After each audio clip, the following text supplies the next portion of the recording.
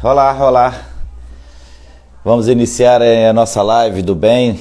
Como de costume, toda semana nós estamos aqui batendo um bate-papo sobre, mais especificamente sobre a causa autista, mas nós temos outros assuntos que, de vez em quando, nós somos convidados a participar, outras pessoas participam. O cabelinho meu tá meio atrapalhadinho aqui.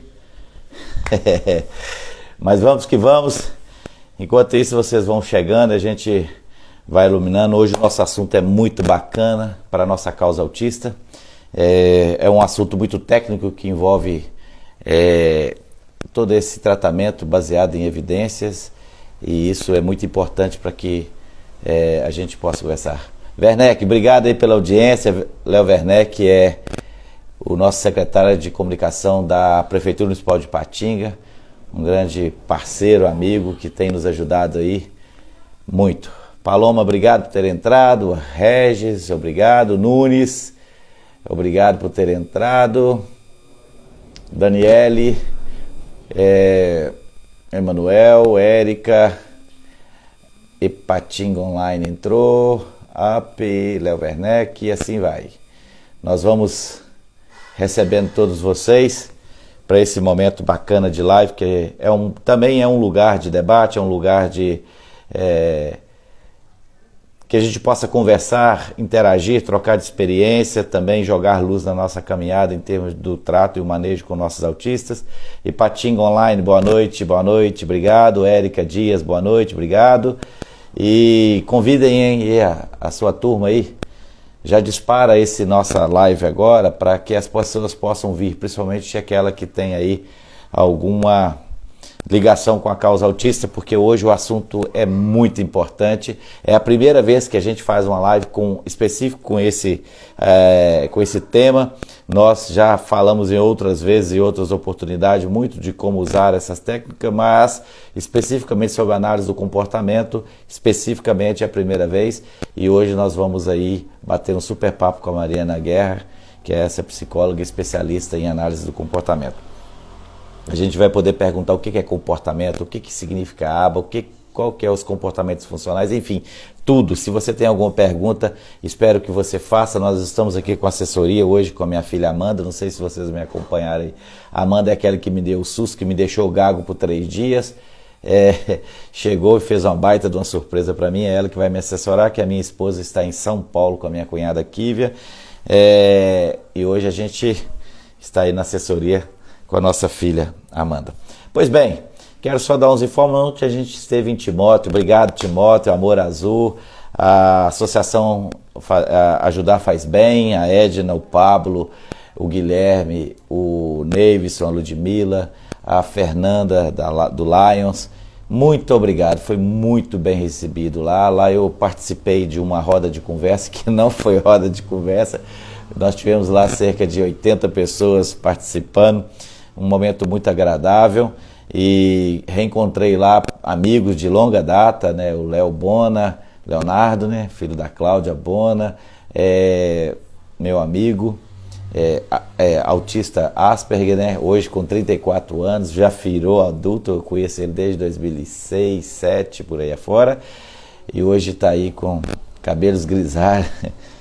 E encontrei lá também a Leísa, essa assistência social que a gente trabalhou junto, e fui muito bem recebido. Fiquei muito feliz de ter ido a Timóteo ontem bater um papo. Se você tem vontade da gente fazer aí uma roda de conversa com a escola, com a sua empresa, com o seu pessoal, é só chamar, convidar a gente, que nós vamos com o maior prazer. Autismo, Conhecer para Acolher, esse é o nome do nosso projeto, nossa roda de conversa, onde nós vamos ali dizer da nossa experiência como pai, como psicólogo, e poder trocar de ideias ali com os participantes. Já fiz em torno aí de umas 30, 50, sei lá, rodas de conversa por aí afora, e sempre sou muito bem acolhido. Isso eu fico muito feliz, e é um assunto que cada vez mais se torna tão necessário da gente conversar, da gente saber, porque nós estamos vendo aí várias crianças sendo diagnosticada e as pessoas não sabem como lidar com uma coliha. Então, este espaço de roda de conversa, dessa abertura que algumas escolas, creches ou empresas estão abrindo, é muito importante para que possam, então, conhecer para colher realmente, de fato.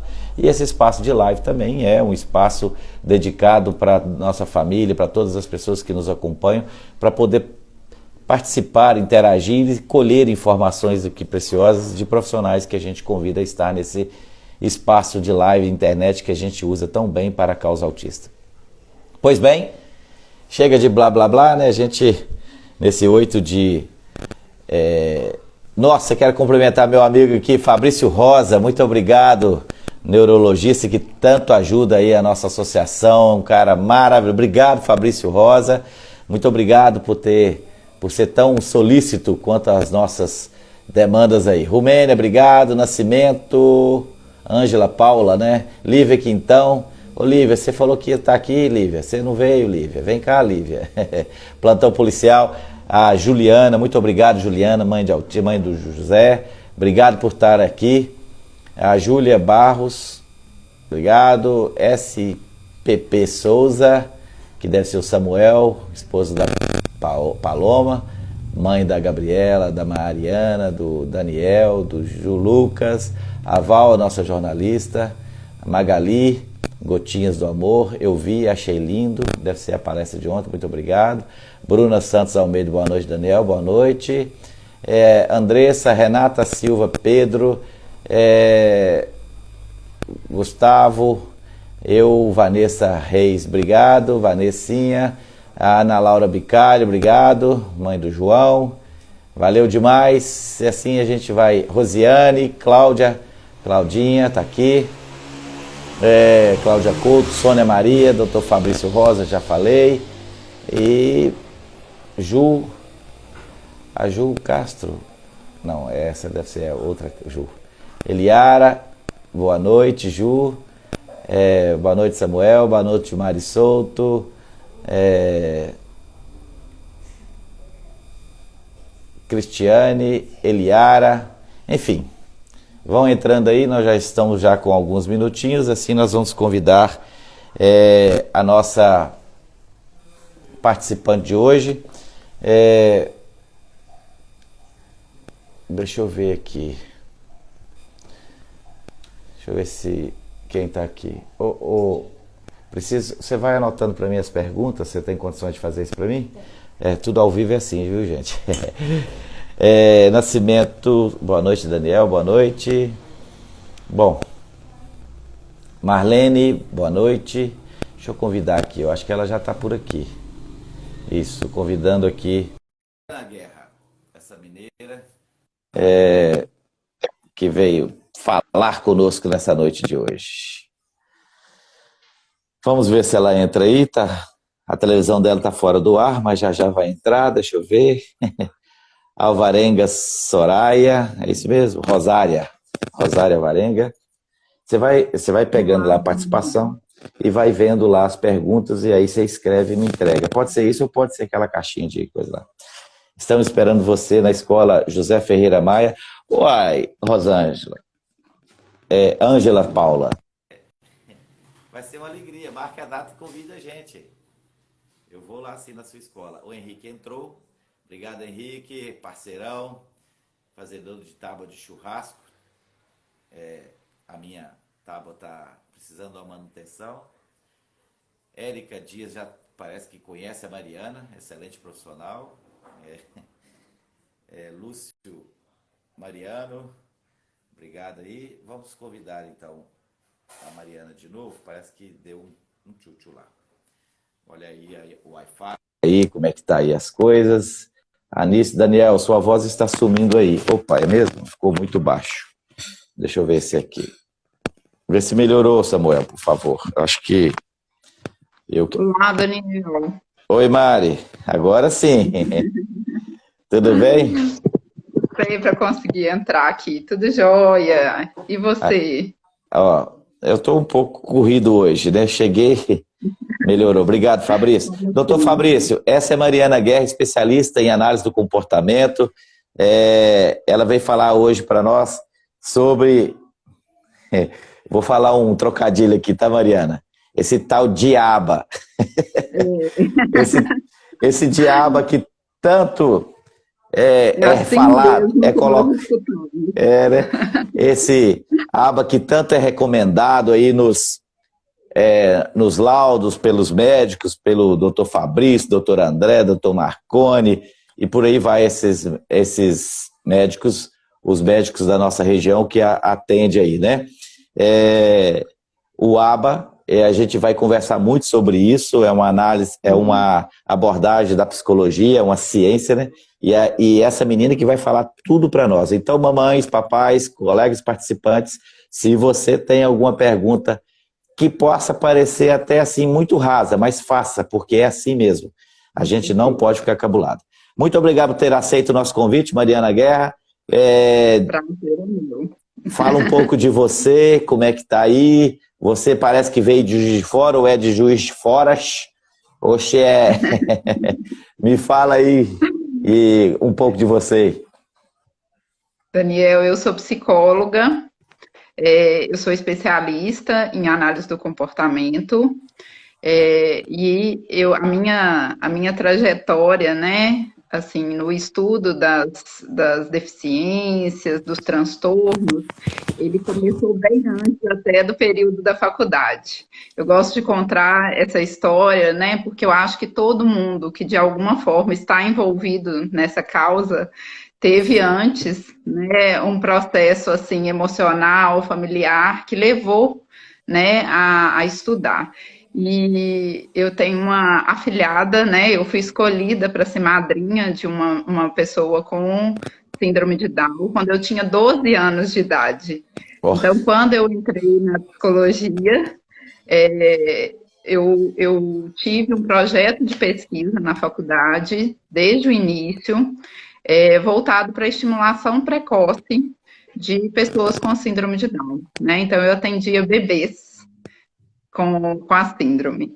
E aí o meu estudo, né, ele sempre foi muito voltado para essa área.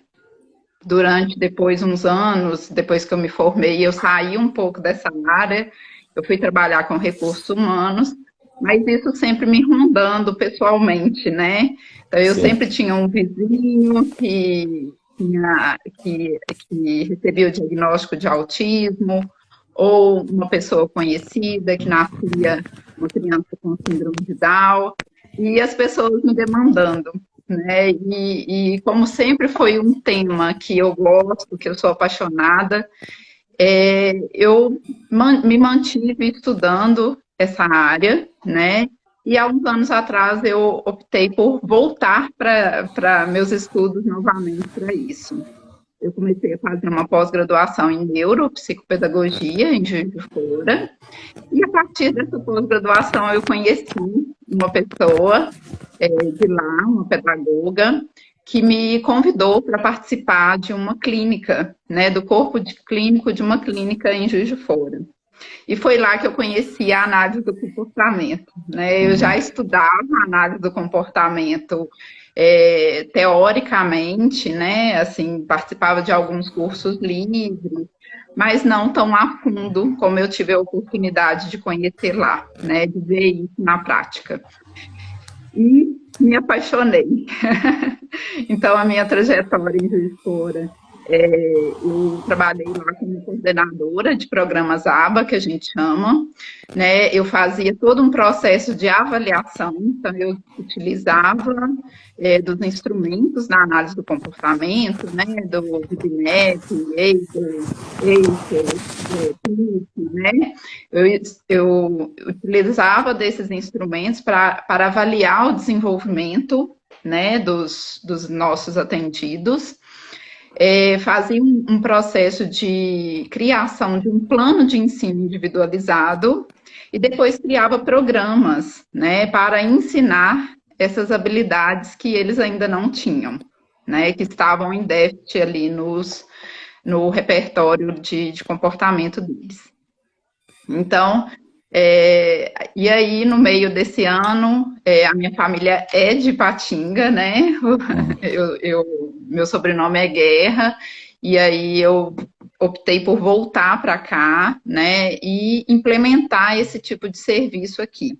Dentro dessa complexidade, né, eu tenho uma supervisora, né? Então, todo mundo que trabalha com análise de comportamento é muito importante que a gente tenha uma supervisão técnica, com um profissional mais experiente que a gente, para que a gente aprimore ainda mais, né? Para que ele nos condicione, nos leve a estudar com mais afinco aquilo que a gente se propõe a fazer, que é planejar uma intervenção para uma pessoa com autismo ou com outros tipos de deficiência, né? Então, é um pouquinho aí da minha trajetória. Eu criei a AP, né? A AP, ela tem esse intuito, né, de fazer esse trabalho de terapêutico, né, então, de implementação da análise do comportamento de uma forma bem categórica, né, com todos os seus requisitos necessários para que a gente tenha, de fato, uma intervenção bem elaborada, tá? Então, agora você está, como diz Tancredo Neves, né, de volta ao retorno. De volta ao retorno. Então tá bom. Estou em casa novamente. Falou um pouquinho da Mariana e agora você tem alguma ligação com a causa ou só profissional mesmo? Você tem filhos ou tem algum diagnóstico? Como é que é isso? Ou você só é atendente de crianças autistas? Não, eu não tenho, né? Na minha família não tem esse diagnóstico. Agora, recentemente, uma prima minha de Juiz de Fora, o filho dela recebeu esse diagnóstico, né? Mas foi algo bem recente.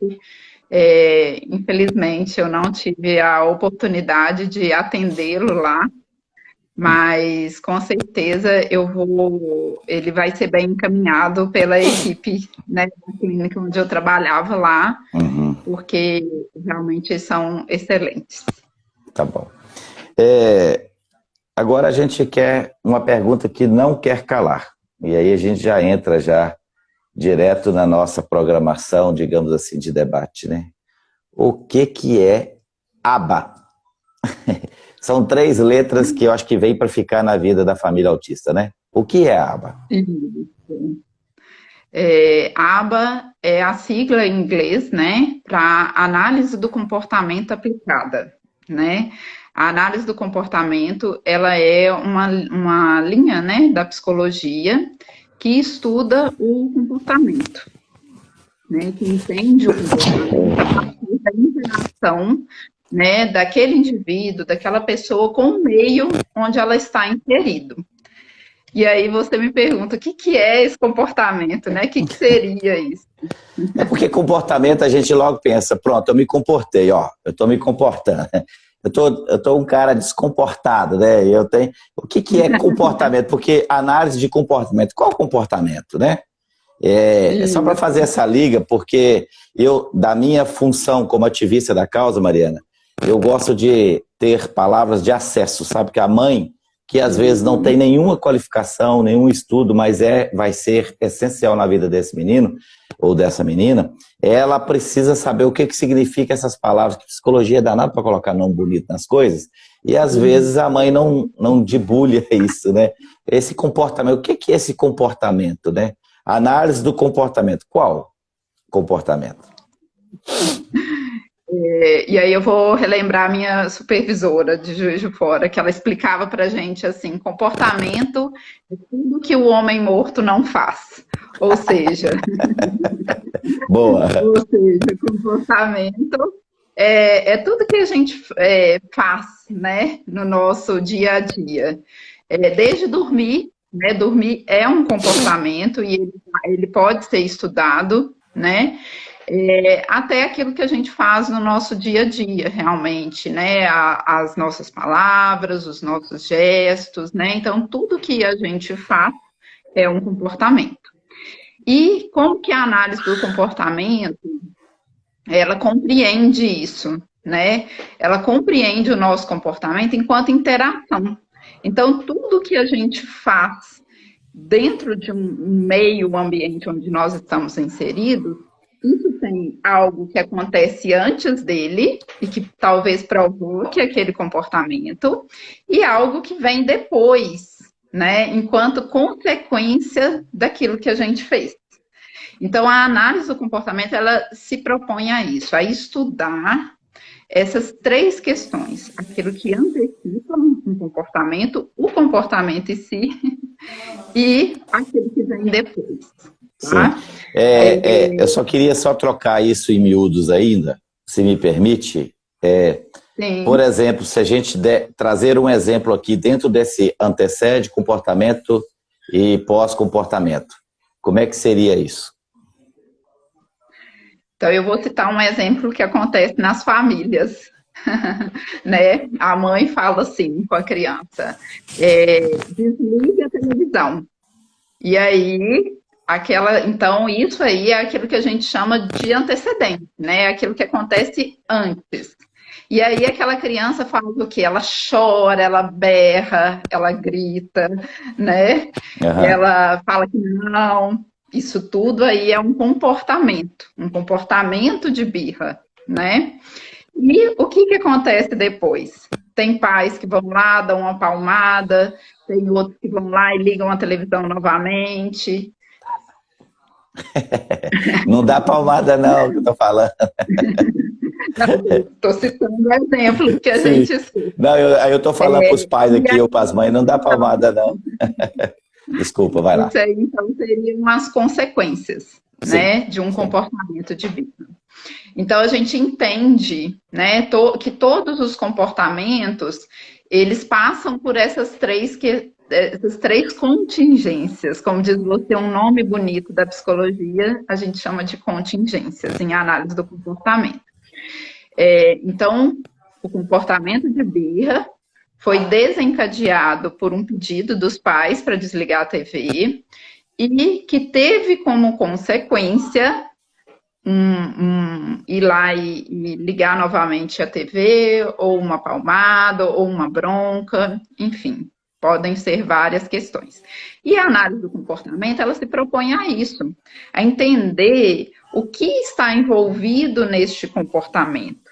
Porque dessa forma nós entendemos que quando a gente compreende o que circunda um comportamento, o que acontece antes e depois, é possível manejar esses dois para que a gente modifique um comportamento, tá? E aba, né?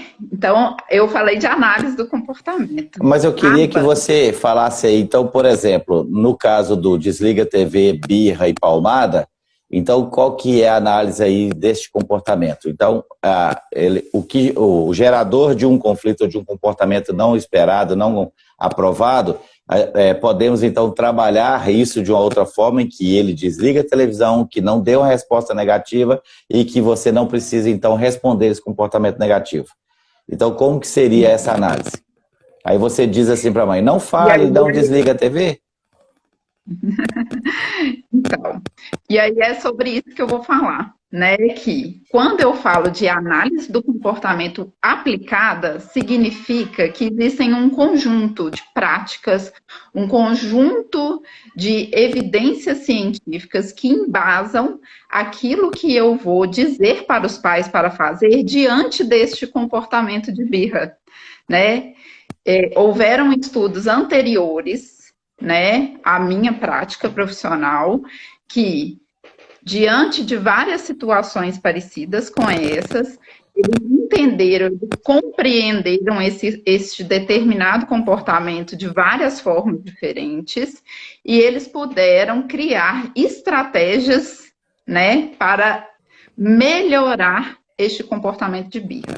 Então, isso é o que a gente chama de análise do comportamento aplicada, que é um conjunto de técnicas que eu posso utilizar para melhorar um comportamento, tá? Então, diante desta situação específica de birra, né, eu preciso de compreender qual foi a função, né, desse comportamento. Nesse caso específico, é o que a gente chama de acesso a um item, né? Então, essa criança foi retirado dela a possibilidade de ter acesso à TV. quando os pais disseram para ela desliga, foram lá e desligaram. Ela fez a birra no intuito, na função de ter acesso novamente à televisão. Então, neste caso específico, eu preciso de compreender o porquê, o que está fazendo com que sempre que ele, diante de uma situação dessa, ele faz a birra e aí ele consegue esse acesso a item, né? Então, cada um dos comportamentos, a gente faz essa análise, é aquilo que a gente chama de análise funcional do comportamento, tá?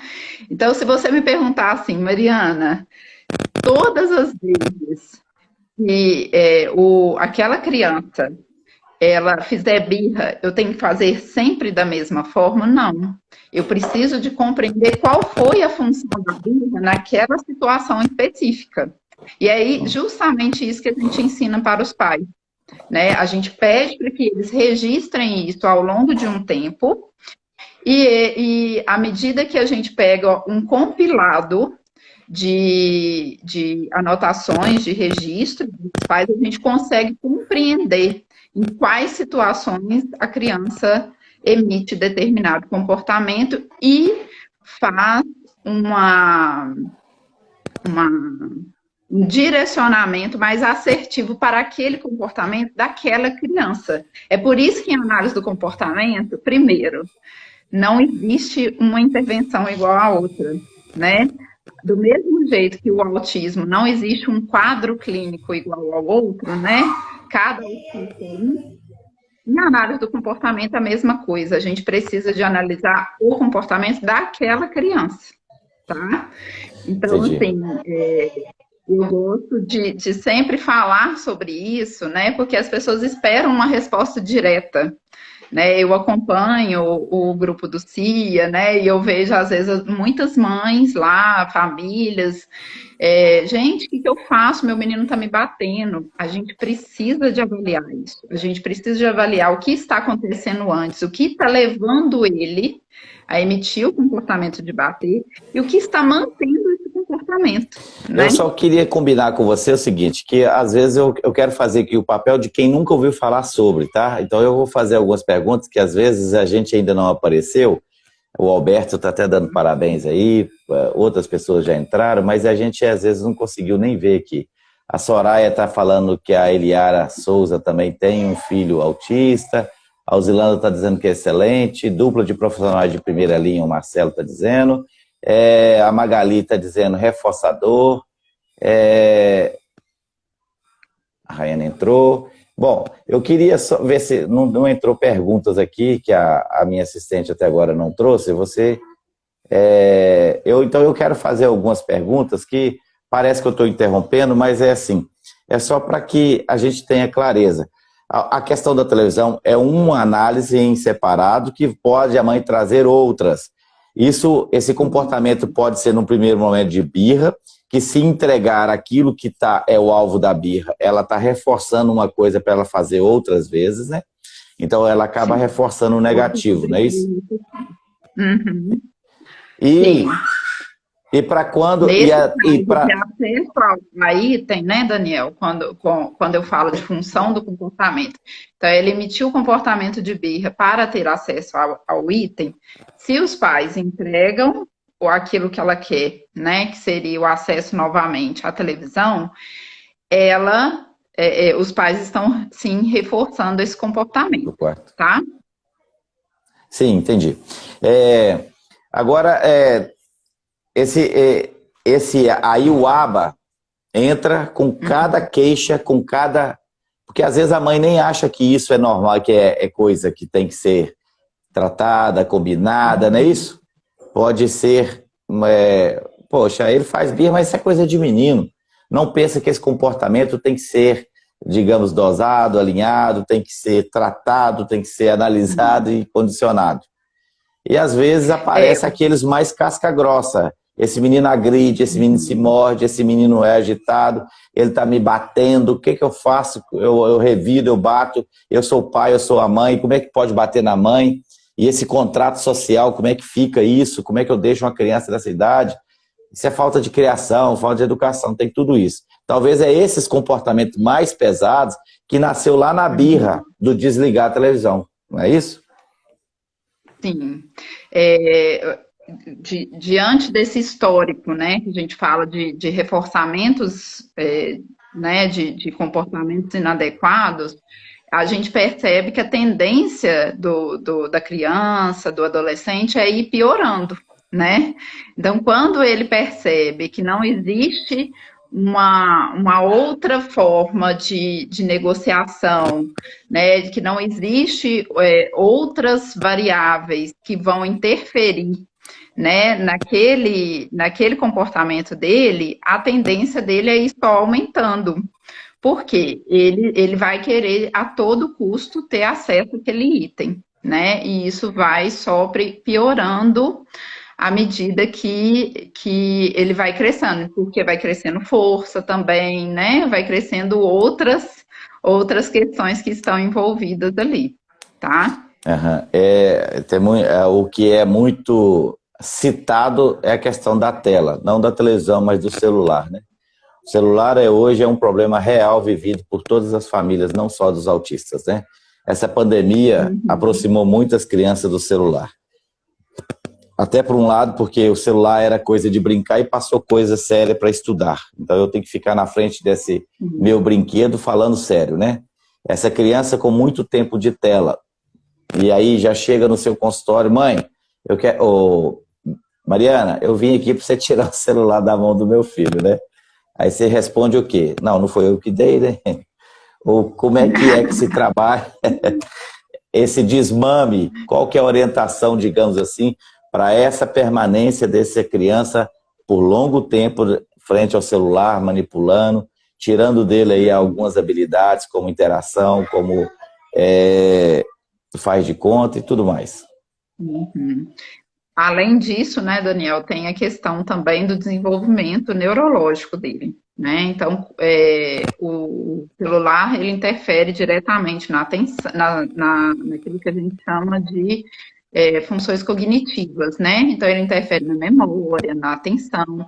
Então, existe, sim, um prejuízo, né, causado pelo excesso, tá?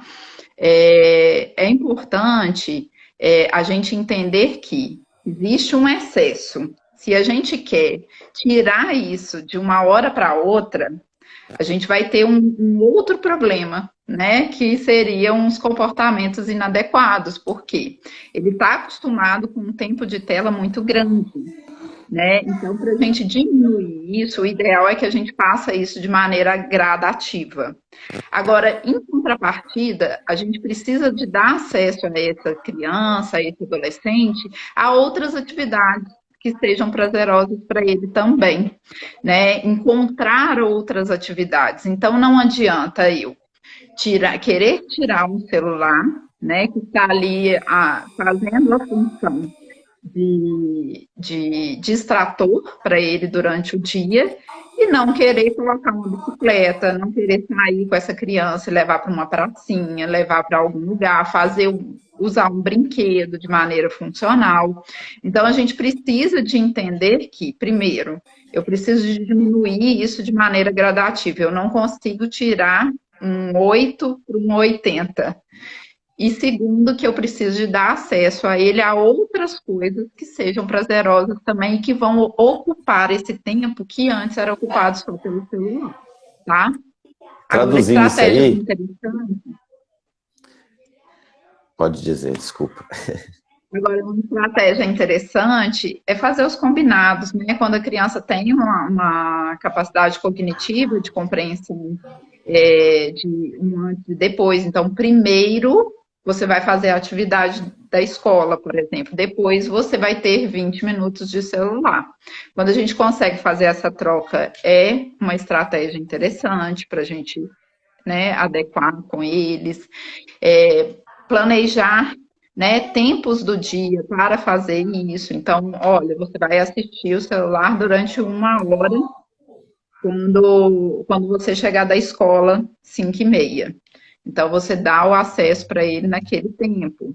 E o importante é, quando a gente lida com uma pessoa com autismo, é muito fácil a gente instalar um comportamento inadequado. Então, quando você varia um reforço, né, varia, é mais difícil você retirar um comportamento inadequado, sabe? Então, é Dá um importante a exemplo. constância, a rotina, tá? Então, por exemplo, uma mãe combina com o filho, olha, você vai assistir 40 minutos de manhã de celular e mais 40 minutos à noite. E aí, um dia ela está muito ocupada e ela deixa ele 1h30 no celular.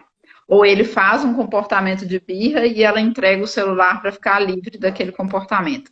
Ela está ensinando para ele que aquele combinado que ela fez anteriormente com ele pode variar de acordo com um comportamento inadequado dele. Então, a gente precisa de cuidar para que essa constância. Então, eu combinei 40 minutos de manhã e 40 à noite, eu preciso de cumprir. Assim, vai ser muito mais fácil eu instalar nele aquela rotina, né? Porque isso é uma rotina, Tá. tá? Ou seja, a participação, seja da mãe ou do pai ou do cuidador, ela é muito Uhum. importante também ter a disciplina. O que você Sim, quer fazer? Você quer alimentar o autista ou você quer alimentar a sua criança? Com o quê? Com comportamento, com rotina. Então, essa dedicação da mãe de cumprir o combinado, de não abrir mão disso ou daquilo para não ir sendo. Porque tudo que você entrega demais, quando você vai tirar, a pessoa já tem como direito adquirido. E aí, isso é um é, complicador. Então, se não houver o comprometimento do pai ou da mãe nessa rotina, que inclusive eu até dou muita sugestão de anotar aquela tabela, aquela agenda diária de manhã, o que, que ele vai fazer na parte da manhã, o que, que ele vai fazer na parte do almoço, na parte da tarde, na parte da noite. Fixar isso em algum lugar, até para ele acompanhar e estabelecer essa rotina. Mas não precisa nem gastar dinheiro com aquele quadro bonitinho de PVC, pode fazer de papelão, né? Pode fazer de A4, desses chamex, desde que você tenha aí um desde que ele comprometimento. compreenda, né, que aquela linguagem que está sendo usada ali pode ser imagens retiradas de revista, né, para a gente simplificar, mas que ele compreenda aquilo que está sendo proposto ali naquele quadro, porque o quadro não é só para a família, né? Ele é um facilitador para esse combinado que a gente falou anteriormente. Então, ele precisa de ser compreensível pela criança. Se ela não lê, por exemplo, ainda, eu preciso de utilizar ali naquele quadro uma imagem, porque isso é que vai ser acessível para ela. Isso é que Sim, vai sim. facilitar essa comunicação. Isso. Eu também ressalto muito, Mariana, quanto à questão da rotina. Tem pais que ocupa todo o tempo da criança, e a criança não tem tempo de ser criança. Aí, quando pode, já está com o celular. Aí eu digo assim, não, era bom você brincar. Se não tem quintal, brinca de pular no sofá, de passar debaixo da mesa, de subir para lá, de esconde dentro do quarto, esconder um objeto, mandar ele procurar, depois você vai procurar quando ele esconde.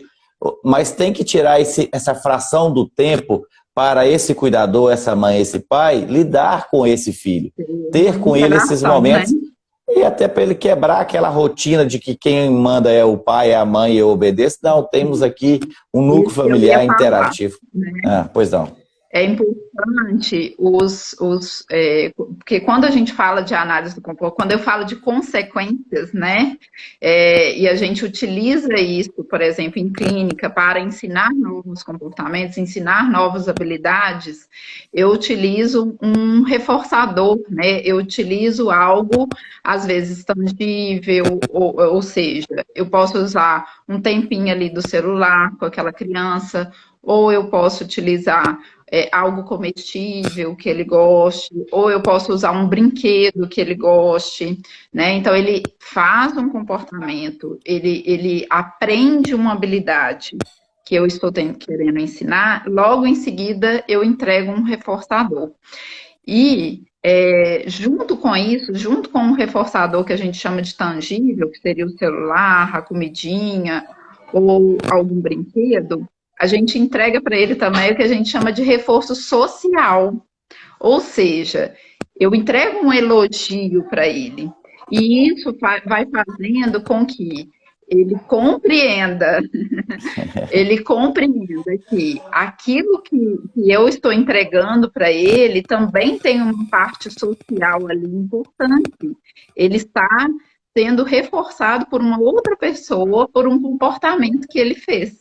Então, é muito interessante que os pais sejam uma presença prazerosa para essa criança, né? Que é justamente isso aí que você está dizendo. Quando você sugere para os pais que tenham um tempo de qualidade, né, com essa criança, com esse adolescente, significa que um reforço natural, né, social com ele, por simplesmente estarem presentes ali, né? Que essa companhia ela seja prazerosa. Então, e é muito interessante, assim, porque às vezes a gente escuta muito isso na clínica, às vezes os pais acabaram de receber o diagnóstico, e aí começam a pegar vários vídeos na internet de ensinando como que fazem imitações, né? Sem muito critério ali de avaliação. E eles começam a bombardear essa criança com uma série de demandas, né? E aí essa companhia, né? Esse reforço social da presença dos pais, ela deixa de ser prazerosa e ela passa a ser aversiva, né? Ela passa a ser rejeitada pela criança. Lá vem ela me dar serviço, né? Lá vem ela me dar serviço, justamente, né? Uhum. Então é muito importante que a gente, que os pais aprendam a balizar isso, né? Uhum. E a entrar, né? A utilizar aquele objeto ali, aquele interesse da criança para ter esse acesso a ela. Tá? A Aline Freitas está dizendo que elogio ainda reforça a confiança da criança. Eu tenho algumas perguntas aqui que eu gosto de interagir para a pessoa se sentir também participando, que às vezes ela faz uma pergunta que ela quer ter uma resposta, né? A Ângela, aqui está escrito Nascimento Ângela Paula, né? O autista faz birra ou entra em crise por não ser atendida? Como diferenciar isso? Como criar rotina com o autista? Ou seja, o autista faz birra ou ele entra em crise porque não ganhou aquilo? É isso que é a pergunta dela e a rotina. Ela deve estar perguntando a respeito de excesso comportamental, né, que a gente chama em análise do comportamento. Então, existe sim uma diferença nisso, né? Quando ele não tem acesso ao item e ele entra em birra, e aí ele recebe o item de volta e ele facilmente consegue retornar ao estado anterior, que a gente fala, emocional, né?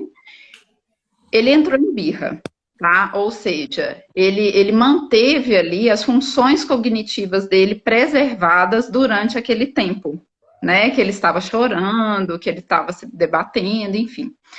Agora, quando ele deixa de receber alguma coisa que ele quer e ele entra em birra, mas ele demanda muito tempo, ou ele começa a desencadear outros comportamentos, né, ruins, de bater nos pais ou de se autoagredir, é aquilo que a gente chama de excesso comportamental. Então, ele começa a perder, a diminuir, né, as funções cognitivas dele ali naquele momento. Bem. E aí, o retorno dele para o estado anterior, ele é muito mais difícil, tá?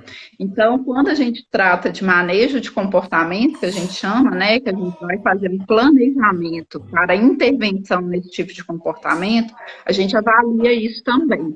Esse indivíduo, ele entra num comportamento de birra que ele perde essas funções cognitivas, então ele entra ali num excesso comportamental, é mais difícil manejar, tá?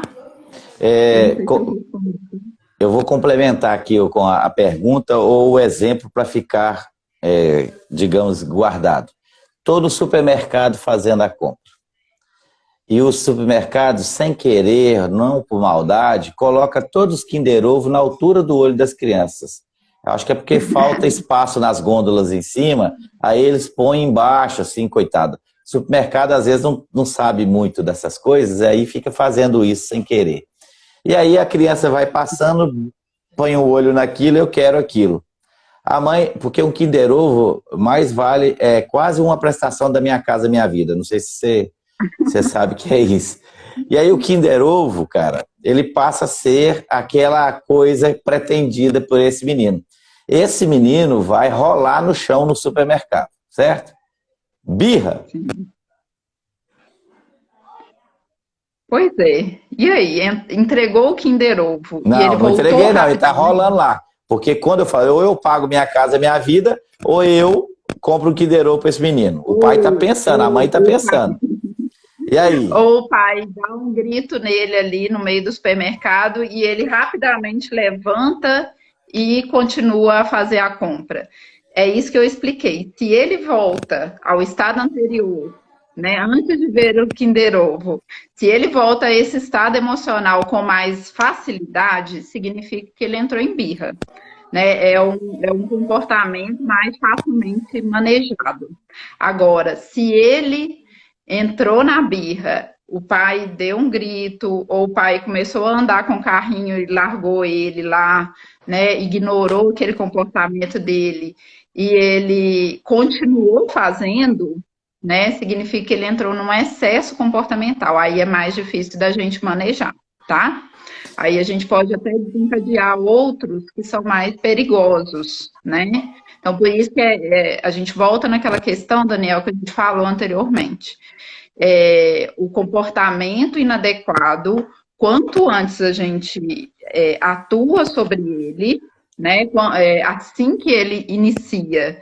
Né? Então, uma criança começou a se bater, ou começou a bater em uma outra pessoa, né? Ele fez isso em 2, 3 episódios ainda, é mais fácil da gente manejar ele e ele aprender uma outra forma de se comunicar que não essa, tá? Agora, se ele instala isso nos comportamentos dele diários, fica muito mais difícil depois da gente retirar essa forma dele aí de se comunicar. Tá? Eu consigo comprar o Kinder Ovo. Nesse momento eu dou o Kinder Ovo, eu espero, eu trabalho essa birra, essa disfunção ali, aguardo e depois entrego o Kinder Ovo.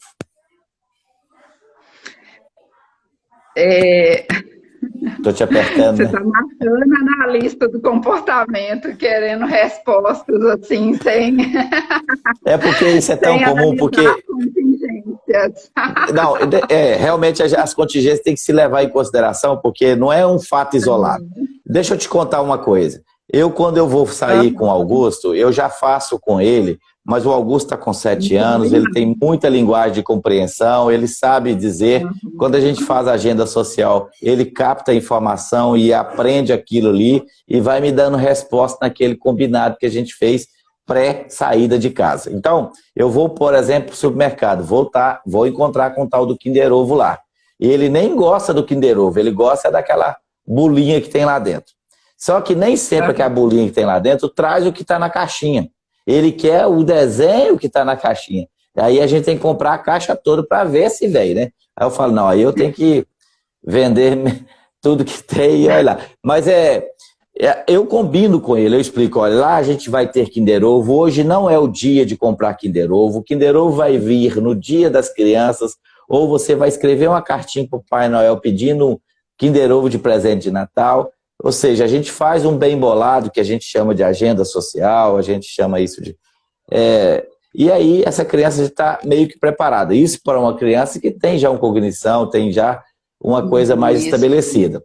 Eu estou dizendo para aquela outra criança de 3 anos, que pode ser não verbal, mas que reconhece a figura do Kinder Ovo, e a mãe não preparou. E muitas das vezes a mãe percebendo aquilo ali, e é constrangida pelos olhares em torno, porque aquele rolar no chão realmente ele é perturbador, não só para o gerente do hipermercado, mas para toda aquela galera. A mãe vai lá e taca uma algema no menino e sai arrastando. sem nenhuma conversa, sem nenhuma pergunta, sem nenhuma colocação no sentido de colocar ele na cena da escolha, né? E às vezes nem dá esse tempo, é preferível tirar ele dali e negociar com ele posterior, né? Nós temos uma dificuldade aí, né? Porque se ela entrega também, né, futuramente a tendência dele é ele repetir esse comportamento de birra todas as vezes que ele se vê diante do Kinder Ovo, né? Se é a primeira vez, né, que isso acontece, às vezes os pais querem evitar, né, todo esse transtorno aí no meio do supermercado, é possível que ele entregue ali, mas ele tem que estar ciente, ele tem que estar consciente de que futuramente essa criança vai tender a repetir esse comportamento diante do Kinder Ovo, tá? Então, ele precisa da próxima vez que ele for no supermercado com a criança, ele ter em mente que ele precisa de criar uma estratégia, e aí pode ser esse combinado, se for uma criança verbal, pode ser um combinado talvez visual para ele, né, usando de imagens para explicar isso, né, então ele pode ter outras estratégias para fazer um combinado e não repetir, né, esse reforço que ele fez no episódio anterior, né, porque um comportamento ele é instalado por conta da repetição das consequências que ele recebe, né? Então, se aconteceu isso uma vez, é mais fácil que esse comportamento ele não seja instalado ali. Agora, se ele começar a repetir sempre, aí sim, ele tem uma grande probabilidade, uma grande possibilidade dele começar a fazer parte a gente chama de repertório da criança, né? Começa a fazer parte ali do dia a dia daquela criança, tá? Estou com uma pergunta aqui que eu fiquei, assim, a gente vai ter que voltar lá no ABA, né? Então, que a gente foi só para abrir isso, porque isso chega no consultório, não é verdade? Essa questão de birra, essa questão... Aí a análise do comportamento pega aquela fração, pergunta um pouco antes e pergunta da consequência e analisa isso, né? Isso é o exercício da análise do comportamento aplicada, ABA, certo? Isso. E aí a Lu.dipa, ela fez uma pergunta que, acendeu uma luz amarela aqui. Nós precisamos explicar, então, bem direitinho para que não tenha dúvida. O que é ABA especificamente? A gente está dizendo... Tá? Então, eu vou falar um pouquinho da história da análise do comportamento aplicada ao autismo, né? Isso, porque como é que isso veio? Super recente para a gente, mas não, né?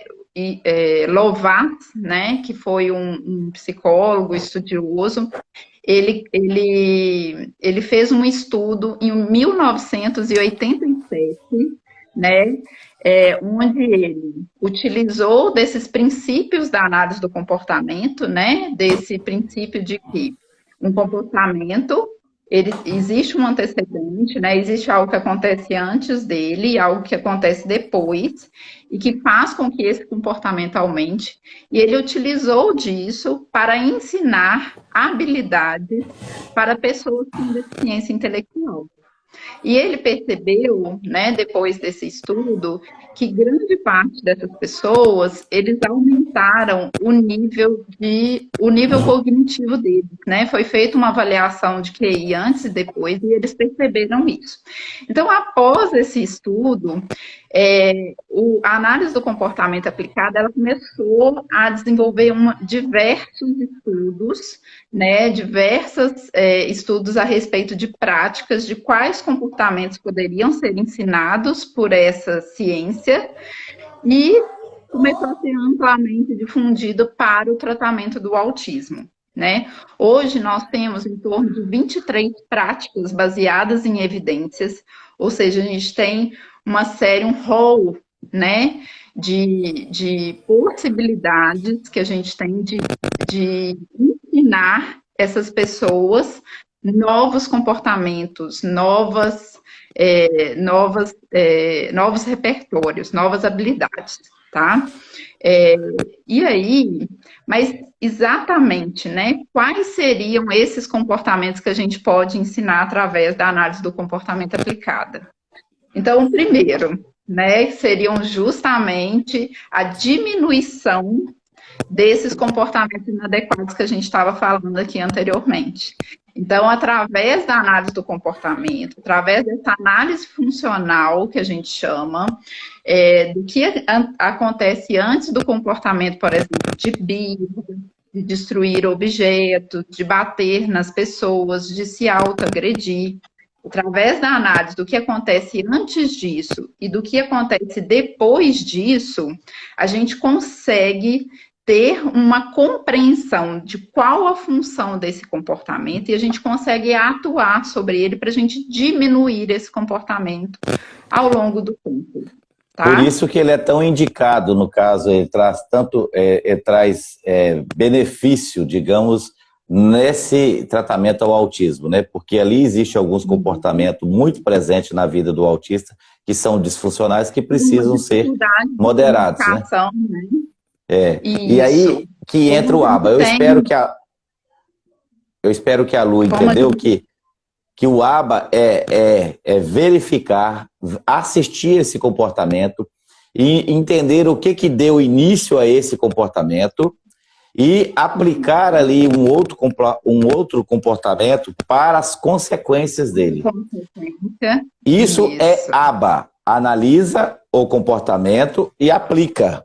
E aí os médicos, os psiquiatras, os neuropediatras, eles dizem lá, 2 sessões de ABA por semana, 2, né? Eles vão dando essa indicação. Isso é o bastante, Mariana? Isso resolve a vida? Em que sentido que impacta na vida do autista essa questão da terapia ABA está limitada a 2 por semana? Ou seja, meia hora, 40 minutos por sessão, 1 hora, 1h30 por semana.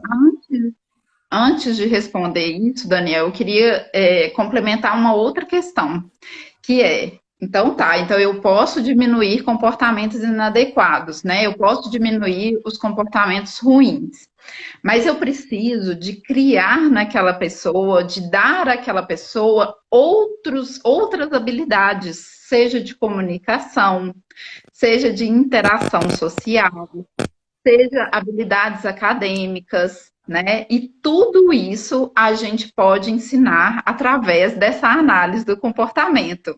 Então, por exemplo, eu quero ensinar para ele a me olhar, né? Grande parte do quadro do autismo, principalmente ali na primeira infância, até os 3 anos de idade, uma das primeiras características do autismo é a falta do contato visual. E aí, eu tenho como, através da análise do comportamento, ensinar esse comportamento para ele. Como que eu faço isso? Eu posso pegar um objeto de interesse dele, né, trazer aqui próximo aos meus olhos, e quando ele me olhar, ou seja, eu dei um antecedente para ele, eu peguei um objeto de interesse, eu trouxe perto dos meus olhos. Quando ele olhou para mim, ou seja, quando ele emitiu o comportamento que eu queria, eu reforcei, eu entreguei para ele o objeto que estava na minha mão. Só pode entregar quando dá a resposta? Só pode entregar quando dá a resposta. Qual é a probabilidade desse menino me olhar novamente quando eu pegar um objeto e chamar ele pelo nome? De novo, muito mais alto do que na primeira vez. E é isso que a gente vai fazendo. A gente vai acompanhando, a gente vai aumentando esse repertório dele, né?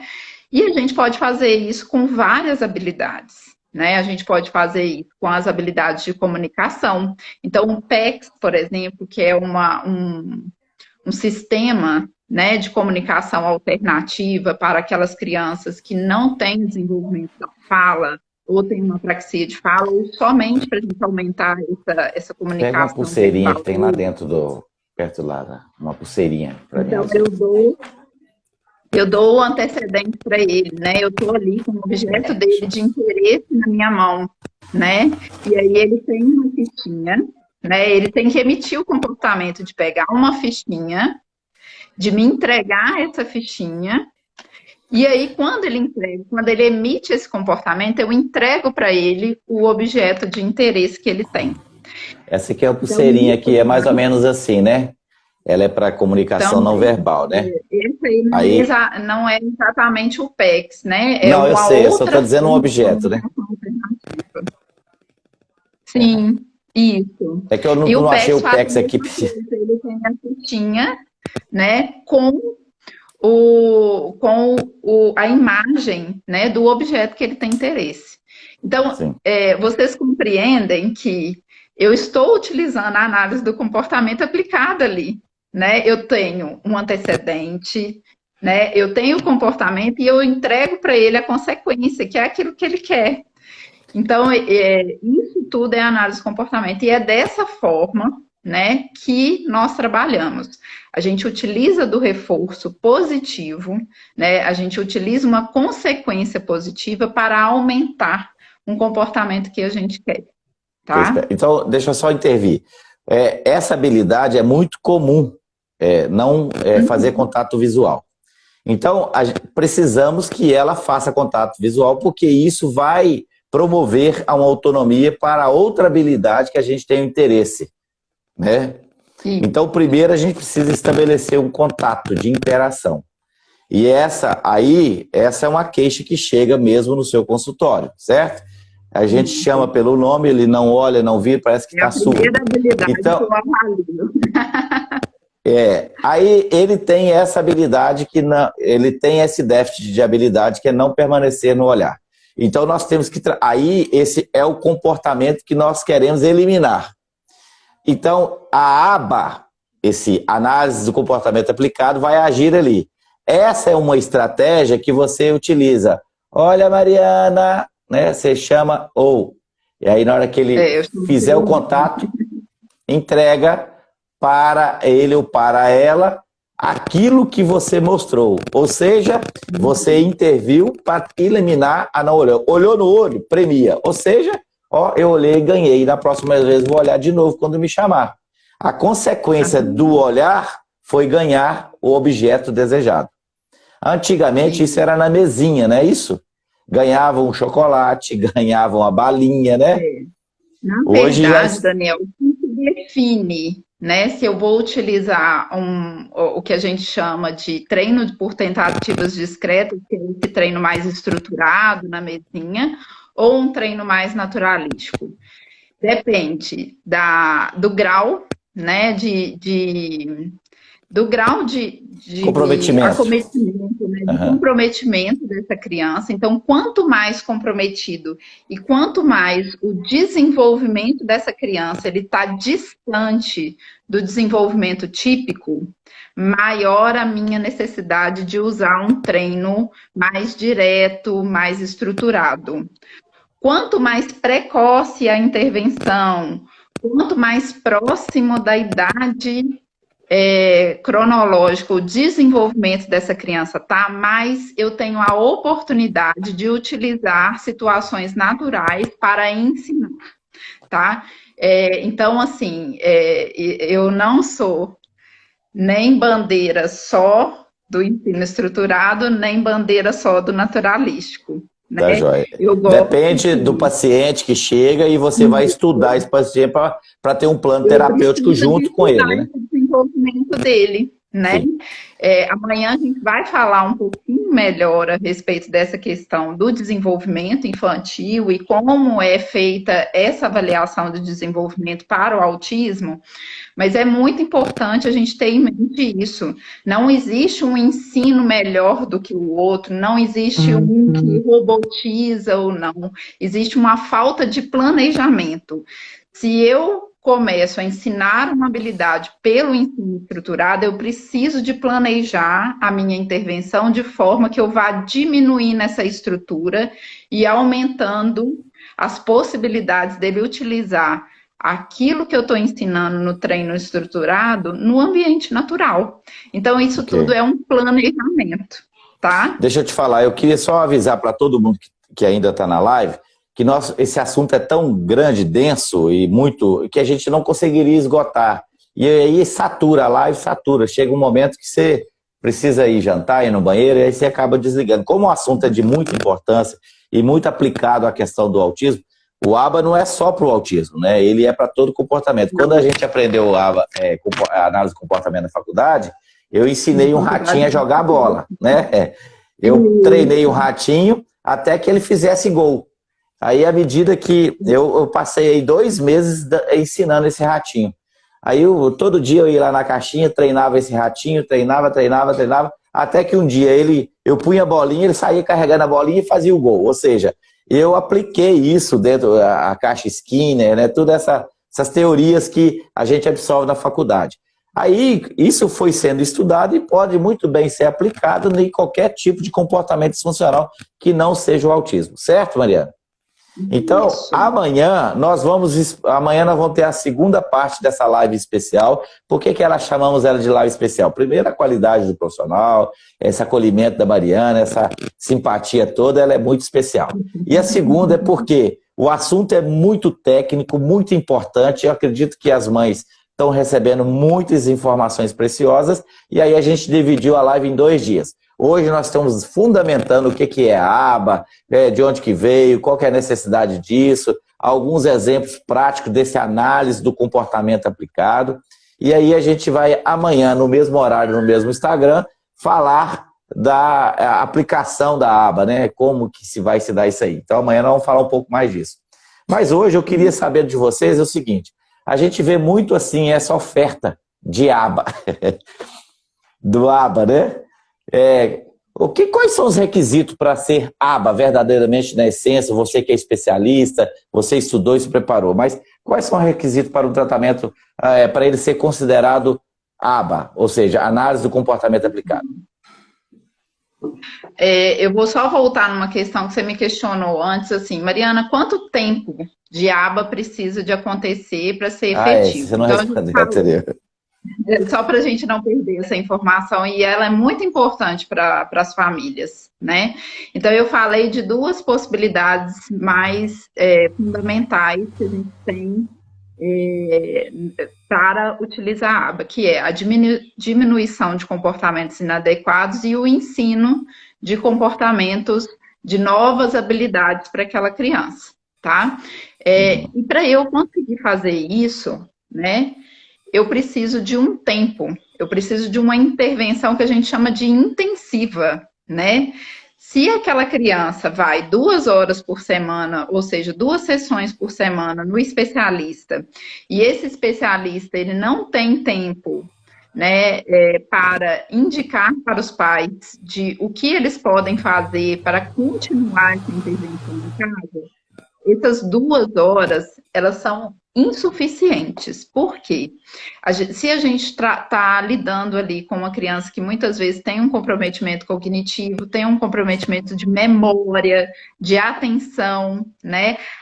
A repetição daquele repertório é o que vai daquele comportamento é o que vai fazer com que ele se instale nela, que é o que vai fazer com que aquela criança absorva esse comportamento e comece a utilizar ele em outras situações da vida dela. E aí, essas 2 horas, você pensa o quanto nesse meio tempo fica perdido aquela habilidade, ela não tem aonde utilizar, ela não sabe como utilizar. Então, o ideal, né, e isso estão nos estudos a respeito da análise do comportamento aplicada ao autismo, é que a intervenção em aba, ela seja de 20 a 40 horas por semana, tá? Como que isso pode ser dividido? Isso pode ser dividido. 40 horas por semana? Então vai dar 8 horas diárias, de segunda a sexta? Sim, mas aí é que tá. Como que isso é dividido quando eles fazem essa conta, né? Que é o que acontece, por exemplo, fora do Brasil, nos Estados Unidos. A criança fica 20 horas em intervenção direta. Os pais recebem um treinamento que a gente chama de treino parental. Isso está lá no rol de práticas baseadas em evidências para análise do comportamento aplicado ao autismo. Então, os pais recebem um treinamento de como incentivar, como motivar essa criança a exercer fortalecer aquelas habilidades que ela está aprendendo lá no ensino estruturado.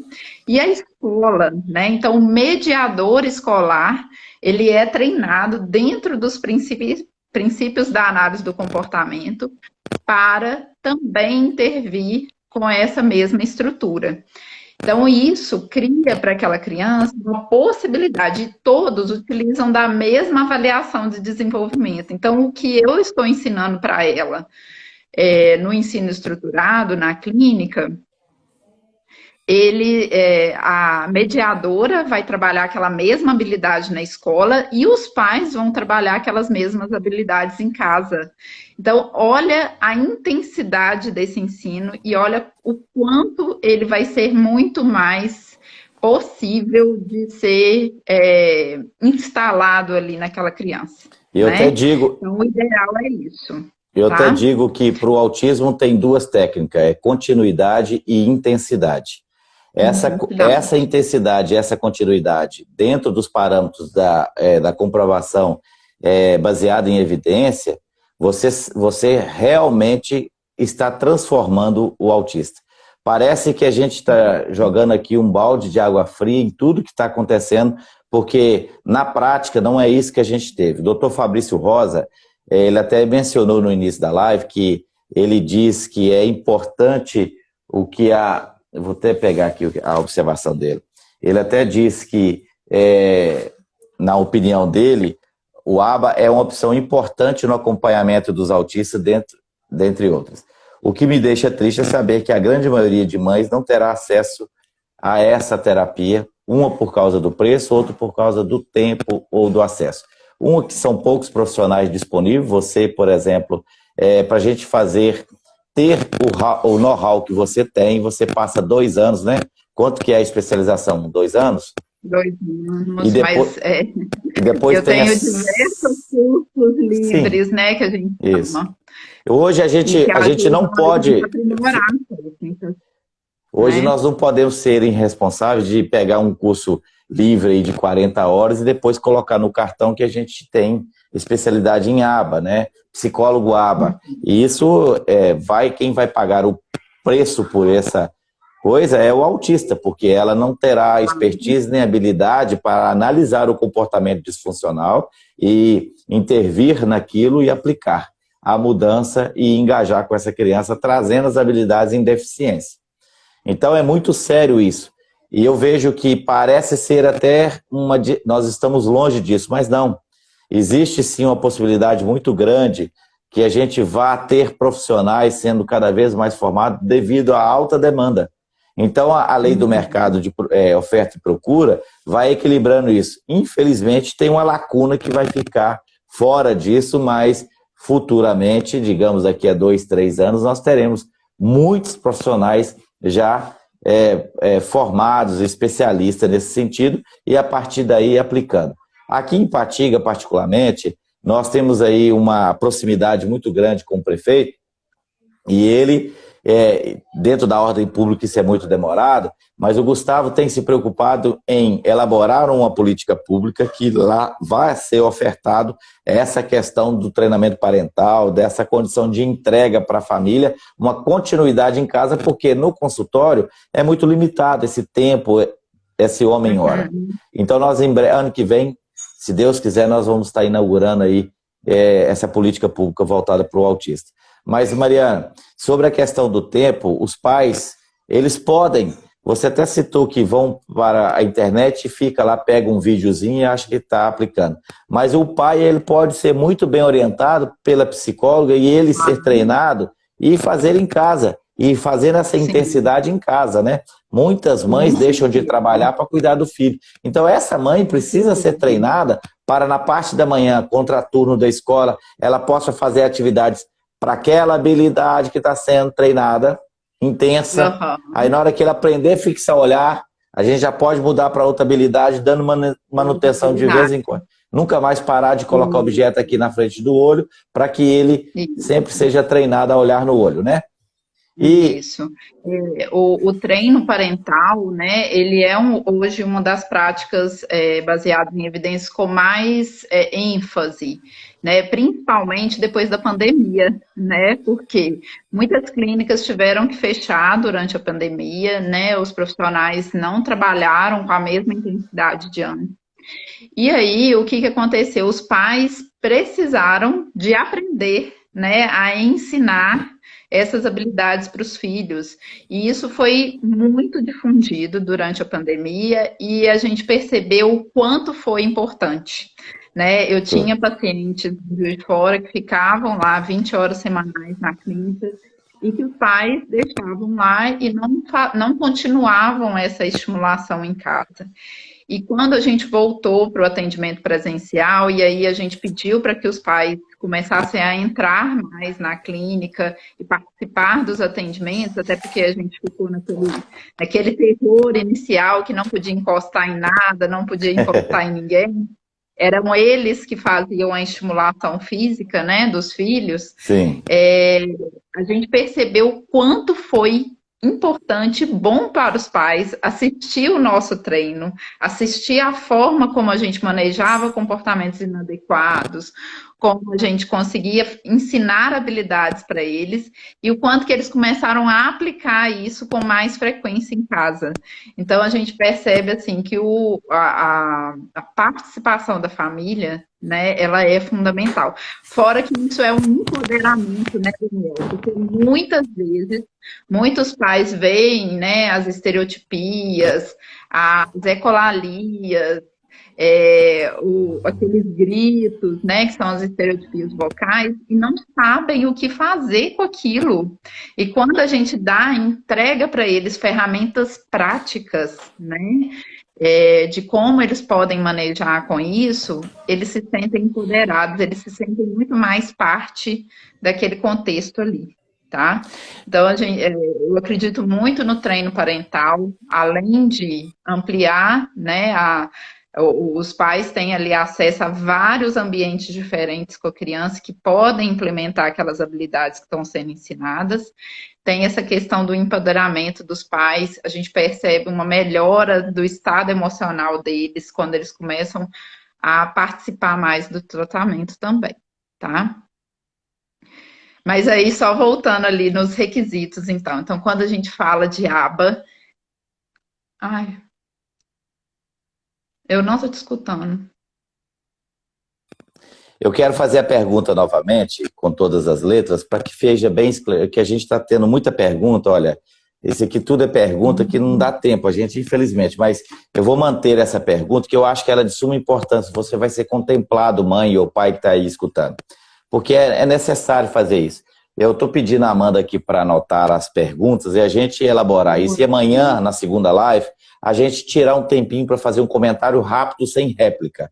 A gente só faz o comentário e tudo, porque nós temos aqui, olha, ela parou até de escrever, porque não dá tempo de ler isso tudo, né? E explicar. Daqui a pouco a nossa live vai cair. Mas é o seguinte... Amanhã a gente vai tirar um tempinho, viu, pai, viu, mãe, que mandou pergunta, e a gente vai conversar. Eu só não estou anotando aqui o user.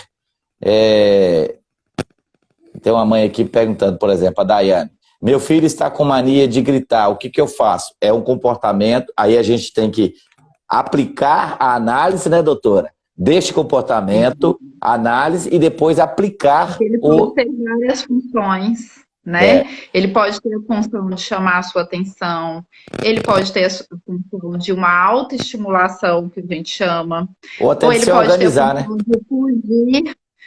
A autoestimulação seria essa reorganização sensorial, né, dele.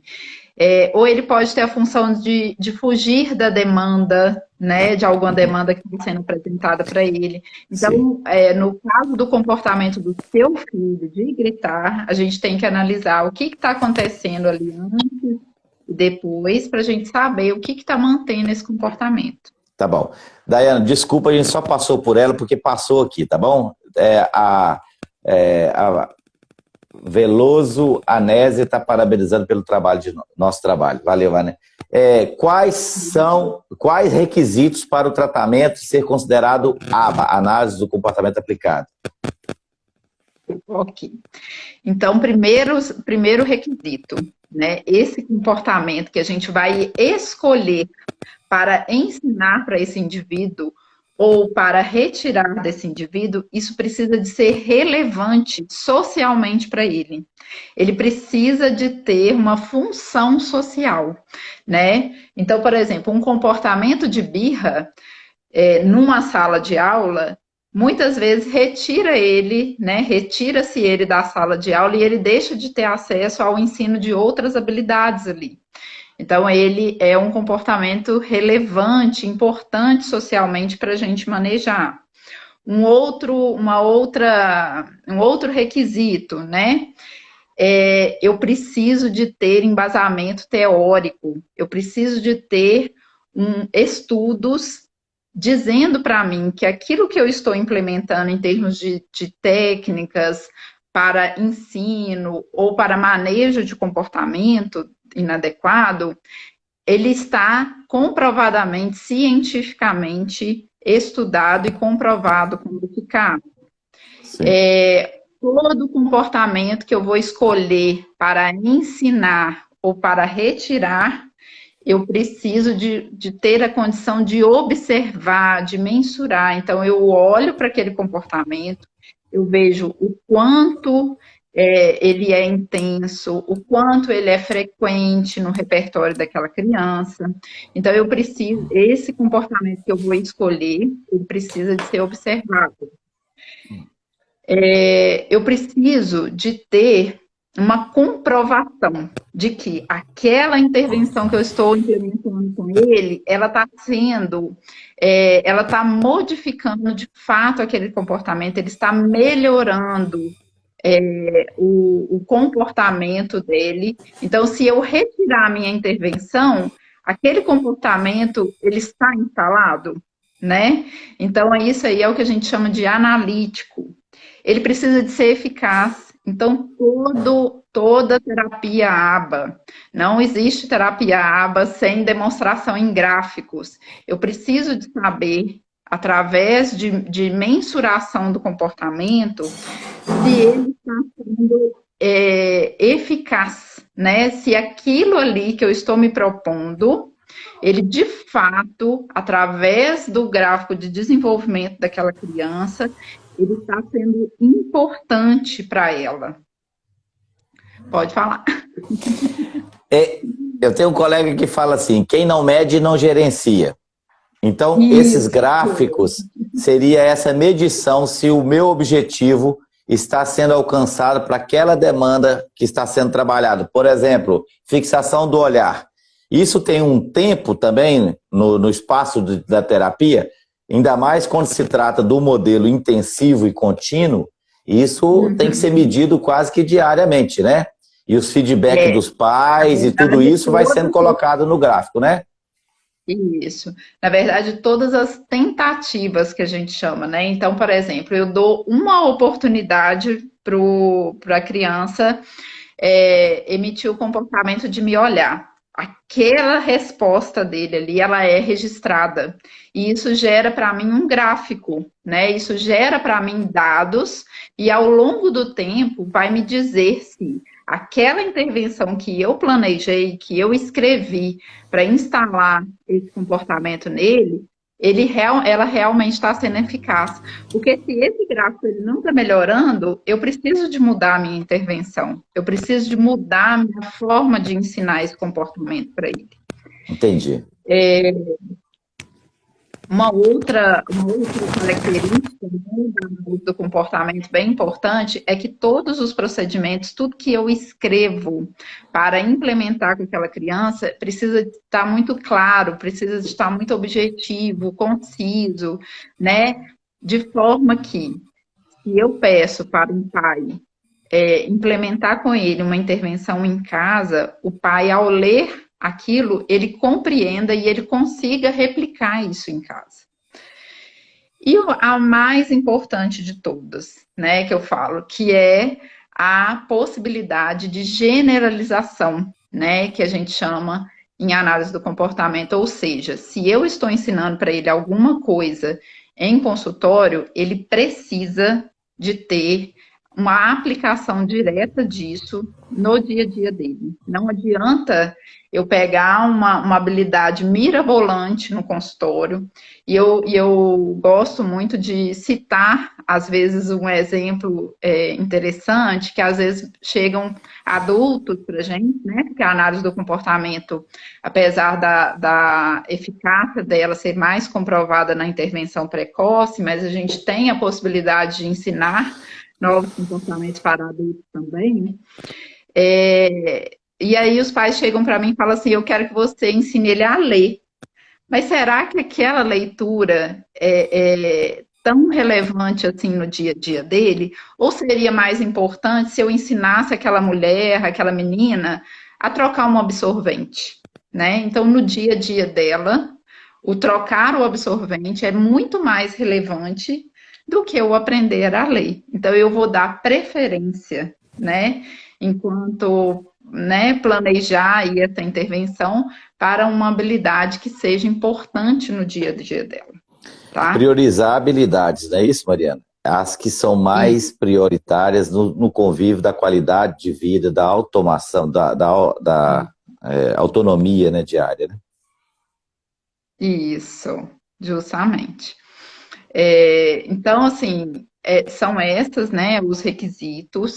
Eu acho que quanto mais os pais têm acesso a isso aqui que a gente está fazendo, né, Daniel, de levar conhecimento, de levar informações, melhor para eles, até no sentido de cobrar os profissionais, de continuar essa capacitação, né, esse desenvolvimento profissional deles, porque é isso que vai ajudar o seu filho a se desenvolver. É isso que vai fazer com que o seu filho tenha realmente um tratamento de qualidade, né? Pegar o dever de casa, né?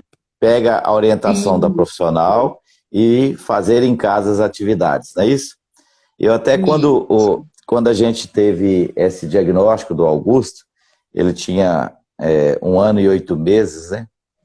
E a gente foi ter com a analista do comportamento, fui até Belo Horizonte, e ela teve essa intervenção, certo? E a gente fazia 4 horas pela manhã, né? E à tarde tinha as habilidades a trabalhar, seria dentro da fono, da coordenação motora, imitação, tudo aquilo, ela dividiu em colunas, né? A gente faz uma anotação, vai anotando todos aqueles scores, vai anotando, e ela vai corrigindo, vai pontuando, vai vendo a filmagem que você fez com o filho, vai te orientando que está certo, que está errado. É cansativo. Mas hoje o Augusto, eu acredito que, graças a Deus, a gente teve essa oportunidade de trabalhar intensivamente com ele, e a minha esposa foi muito mais atenciosa com isso, né, de fazer essas atividades, e eu acredito que hoje nós estamos colhendo fruto por causa dessa situação, intervenção precoce que aconteceu, e o Augusto ficou preparado com alguma autonomia de, por exemplo, prestar atenção numa aula, participar de uma atividade com os meninos, saber esperar, saber que é a vez dele, obedecer tempo de tela, tá na hora de desligar o celular, tá na hora disso, sabe? Então isso foi muito importante. E é importante essa live, Mariana, eu estou muito feliz de poder fazer essa live, que mesmo a gente falando de autismo todos os dias, igual eu disse no início, eu estava em Timóteo ontem, lá é um bate-papo muito rápido, né? E eu gosto nas lives de sempre convidar um profissional para ele falar daquilo que a gente está se propondo, como agora de falar da análise do comportamento. Então eu quero dizer para todo pai, para toda mãe que está presente nessa live, que o comportamento que você reclama, a situação que você reclama do seu filho, precisa de uma análise, para que você intervenha da maneira correta e não entre ali com castigo, com tapa. A Alzilanda, no início, é uma professora aqui do bairro, ela estava dizendo que muitos pais falam que batem com amor, então por isso não machuca, batem para educar. Eu, de cara, sem precisar de ser nada. A psicologia, por si só, já condena o castigo, né? Porque já é um ato de incompetência desse pai e dessa mãe que bate. Por quê? Ele não deu conta de transferir e de mobilizar para aquilo que ele quer, então ele vai pela força. E isso é uma situação degradante, humilhante para o filho. Então ele não conseguiu. Mas, enfim, se tem um comportamento que seu filho está apresentando, que você está sofrendo, adoecendo, judiando, precisa que tenha uma intervenção de um analista para que ele possa, então, intervir da maneira correta, corrigir, ver quais são os ganhos daquele comportamento para essa criança, para então ter um distrator, ou mesmo uma formação de outro repertório de comportamento para que ele, então, se habilite para novas habilidades e tenha ali autonomia para outras coisas, né, Mariana? Isso. É bem interessante isso aí que você falou, né? Porque muitas vezes, né, os pais, foi aquilo que eu falei da questão do empoderamento, né, dos pais, quando a gente dá para eles ferramentas, né?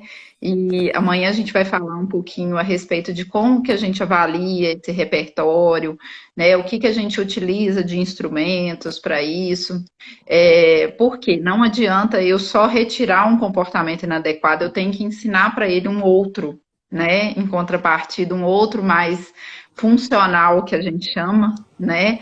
Para que ele tenha ali internamente repertórios de como se comunicar, por exemplo.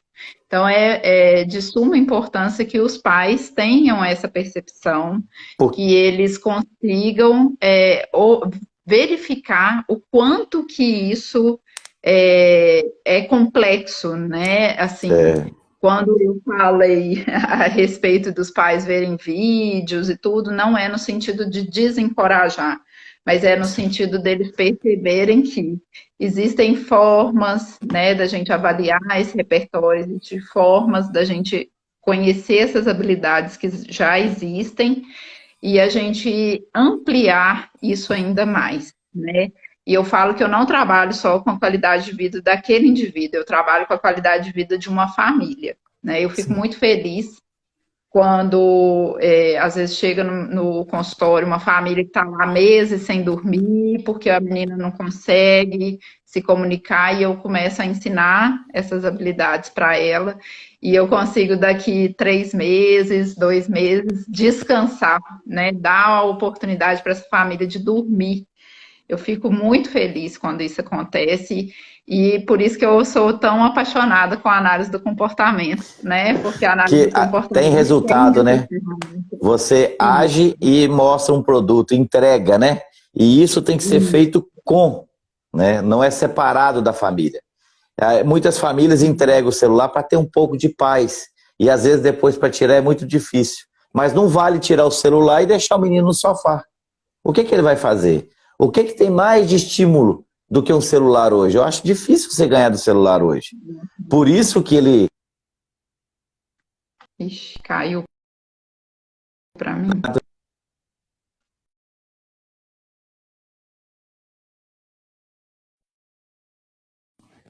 Caiu? Oi? Não, aqui eu tô te vendo. Agora voltou. Você está quadriculada para mim, talvez seja esses momentos de internet, né? Mas, enfim, o que é importante é tirar o celular com essa progressão, que a gente chama até de desmame, né? O desmame do celular tem que entrar com atividade que também seja prazerosa, né? Ou seja, você tem que ter um projeto para retirar o celular da criança. E isso tem que ser pensado junto com o profissional, ou até às vezes, se você der conta, por exemplo, você comprou uma bicicleta, comprou um quebra-cabeça bacana, você faz pipoca e chamou ele para ver a pipoca pulando na panela, e ali já vai fazer uma atividade, daqui a pouco vou estar brincando de pique-esconde, se tem um quintal maravilhoso, põe uma escada para subir numa árvore, põe uma escada para atravessar para o outro lado, enfim, são várias possibilidades. Não pode ter preguiça, não pode deixar por conta da criança, e outra, não pode querer transformar a criança naquilo que você pensa que é correto. E sim tem que deixar a criança te guiar e você engajar naquele momento que eu chamo de porta de entrada, para a partir dali você tomar conta dessa criança, desses estímulos. Bom, Nesse caso específico, a gente vai trabalhar com aquilo que é de interesse, né? Não adianta tirar o celular, que é do interesse, e colocar algo que ela não goste, né? Eu preciso de apresentar para ela possibilidades que são gostosas, que são legais para ela também.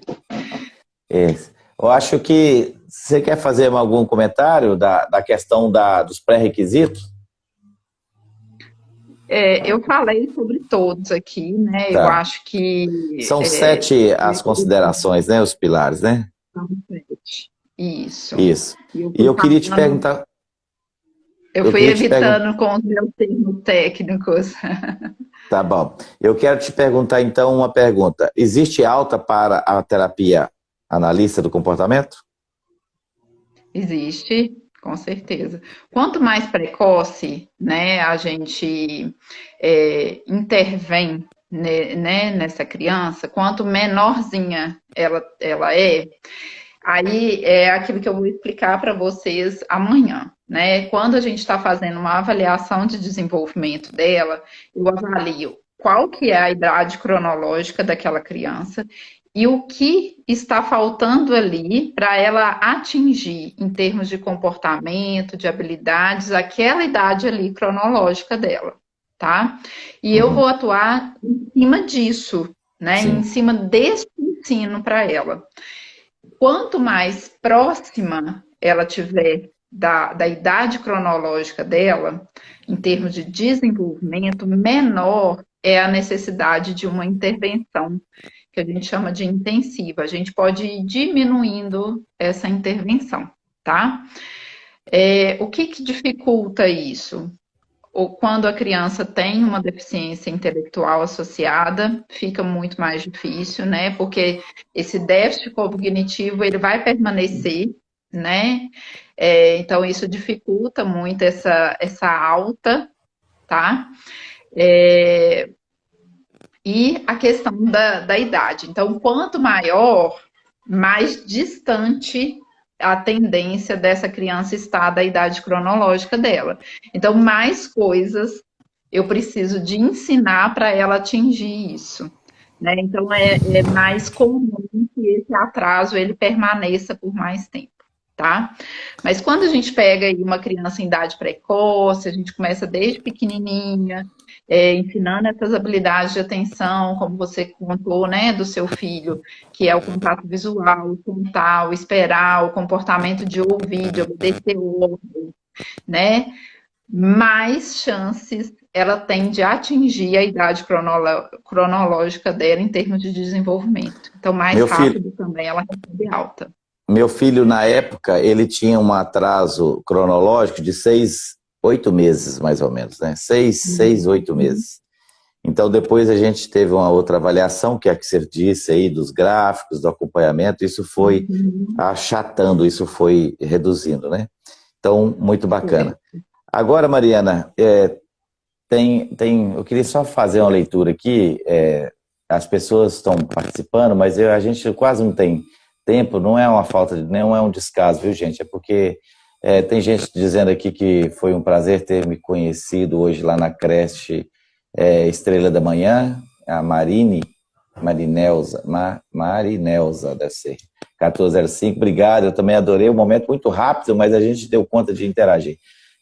Nós estamos aqui, mandar um abraço aqui para o Cauã, atleticano, que está aqui mandando coraçãozinho, estrelinha, o Neivson, lá do Amor Azul de Timóteo, estivemos ontem junto lá, a Ivanete Freitas, que é mãe do Cauã, e ela é presidente do CIA, está aqui conosco até agora. Deixa eu ver aqui mais, Oselio, vereador de Pocrane, está aqui conosco. A Arlete Silva está perguntando o que fazer quando um autista severo adulto se autoagride. Isso é amanhã, não é isso? E nós vamos voltar lá naquela questão, né? Precisa de avaliar esse comportamento especificamente dele, tá? Precisa de uma avaliação funcional nesse caso. E eu gostaria, para encerrar, que nós já estamos quase às 2 horas já, olha bem, quando a live é boa e que está tendo engajamento, o Instagram não derruba. Isso quer dizer que demos conta de segurar a live aqui quase 2 horas e com um monte de participação. Mais de 200 pessoas passaram por aqui. Mas para encerrar, dê aí como é que fala quando a gente adianta as cenas do próximo capítulo? É é uma palavra em inglês que eles falam muito, tô entregando aqui, né? Spoiler. Spoiler. Dê um spoiler de amanhã. O que nós vamos falar amanhã para esse povo que está aqui nos acompanhando? Faça um spoiler E de aí amanhã. nós vamos falar justamente, né, de como é avaliado, né, como eu faço essa avaliação inicialmente aí desse repertório, né, tanto de habilidades comportamentos que eu preciso de diminuir, quanto comportamentos que eu quero aumentar. E por que que essa avaliação ela é tão importante no planejamento da intervenção, tá? E aí eu espero aí que vocês estejam aí presentes amanhã com a gente.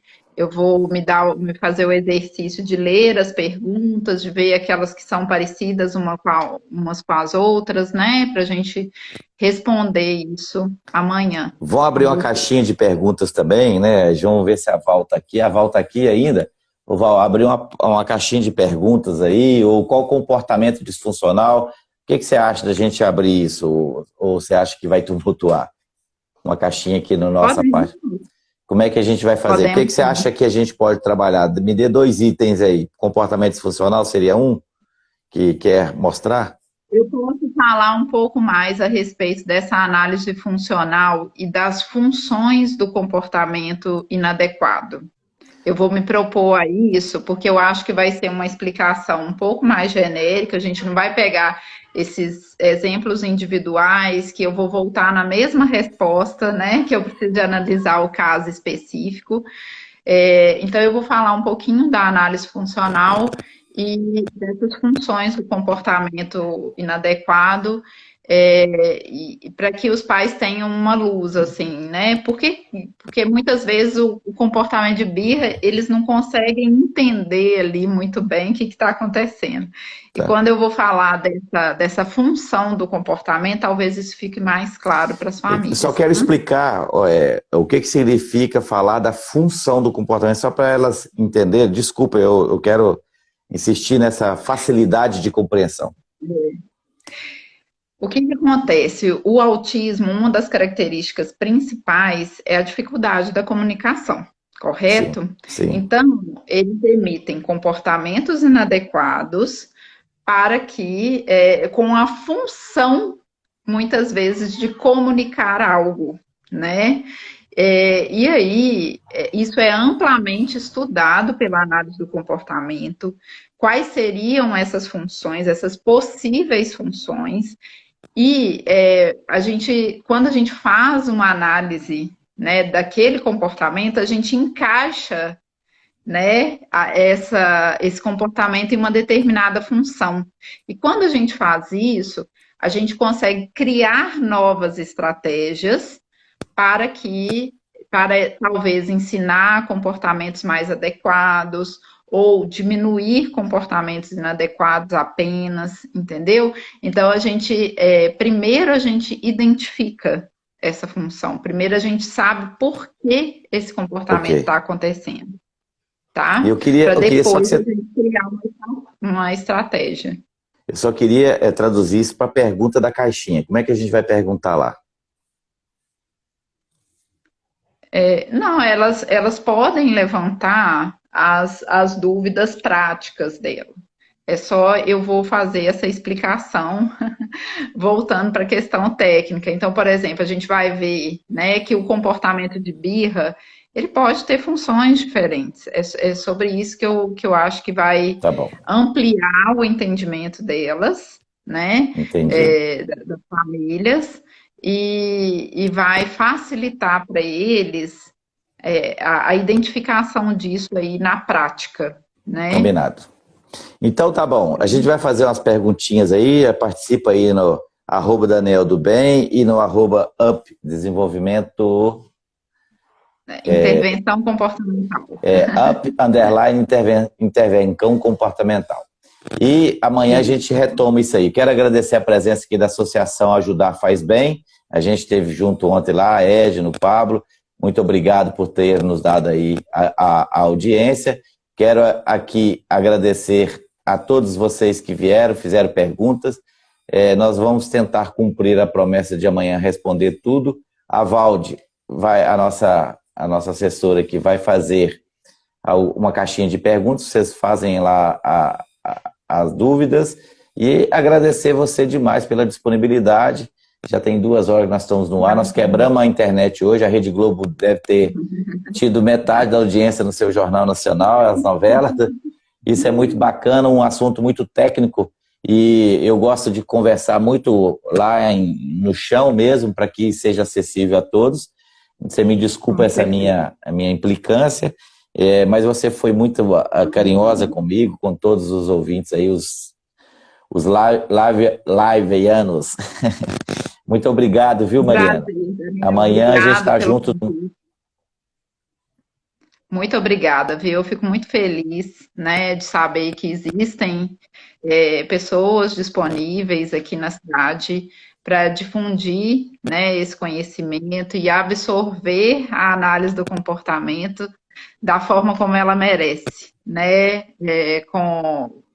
conseguindo compreender a importância do científico, a importância, né, de ter essa linha, né, aqui, e dar essa oportunidade para eu estar aqui com vocês falando um pouquinho da minha prática, dos meus conhecimentos. Muito obrigada aí por tudo, então, tá bom. A live vai ficar salva, né, como de costume, e quem quiser rever ou ver trechos depois, fica à vontade, está lá no meu Instagram, aqui nesse Instagram, e a gente vai se falar amanhã de novo às 20 horas aqui nesse mesmo bate-canal, no mesmo bate-local. Muito obrigado, fiquem com Deus. Valeu, Mariana, boa noite. Obrigada. Vamos em frente, com fé e esperança. Tchau. Obrigado, gente. Obrigado a vocês que participaram. Fiquem com Deus.